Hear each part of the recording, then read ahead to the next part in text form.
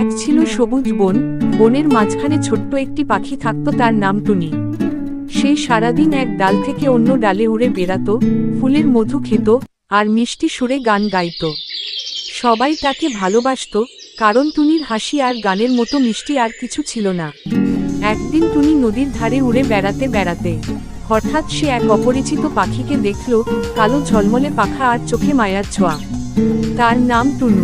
টুনি প্রথম দেখাতেই থেমে গেল, যেন তার বুকের ভিতর কিছু একটা কেঁপে উঠল। টুনুও টুনির মিষ্টি গান শুনে মুগ্ধ হয়ে গেল। দুজনের মধ্যে ধীরে ধীরে বন্ধুত্ব গড়ে উঠল। তারা একসাথে গান গাইত, বনের ফল খেত, বৃষ্টি ভেজা বিকেলে নদীর ধারে বসে আকাশ দেখত। হঠাৎ একদিন প্রচণ্ড ঝড় এলো। টুনু দূরের জঙ্গলে আটকে পড়ল। টুনি সারারাত বৃষ্টির মাঝে কাঁদতে কাঁদতে টুনুকে খুঁজতে লাগলো। অবশেষে ভোরে সে তাকে এক গাছের নিচে আহত অবস্থায় পেল। নিজের পাখা দিয়ে ঢেকে রাখল, ঠোঁটে জল দিল। ঝড় থেমে গেল। টুনু টুনির দিকে তাকিয়ে বলল, টুনি, তুই না থাকলে আমি বাঁচতাম না। টুনি হেসে বলল, ভালোবাসা মানে তো এই, একে অপরের পাশে থাকা, ঝড় বৃষ্টির মধ্যেও। তারপর থেকে টুনি আর টুনু আর কখনো আলাদা হয়নি।